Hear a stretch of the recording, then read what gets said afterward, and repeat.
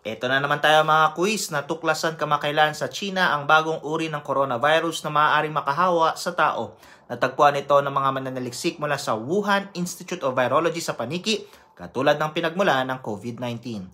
Tinawag na HKU5-CoV2, kahawig ito ng MERS, isang mas nakakamatay na coronavirus na may hanggang 1/3 fatality rate.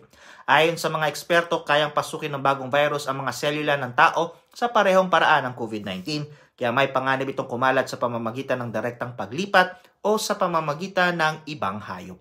Unang nadiskubre ang HKU5-CoV sa mga paniki noong 2006, ngunit lumalabas na mas mataas ang kakayahan ng HKU5-CoV2 na lumipat sa iba't ibang species. Ayon sa pag-aaral, nakita na ang Merbeco-virus kung saan kabilang ang bagong virus sa mink at pangolin na maaaring maging tagapamagitan sa paglipat ng sakit mula sa paniki patungo sa tao.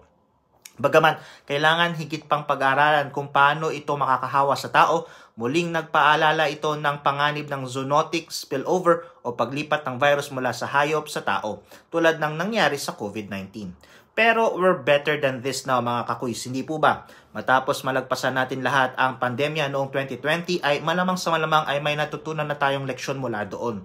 Tandaan, mahalagang maghugas lagi ng kamay o gumamit ng hand sanitizer na may 60% alcohol bilang alternatibo, improve facility ventilation, trend pa din kahit papano ang pagsuot ng face mask lalo na kung may respiratory concerns na tayo, ugaliing maging hydrated at uminom ng tubig at palakasin ang resistensya at immunity sa pamamagitan ng pag-ehersisyo, sapat na tulog, tamang pagkain, bawas-bawasan ang mga bisyo at pag-inom ng tama at sapat na vitamins at minerals.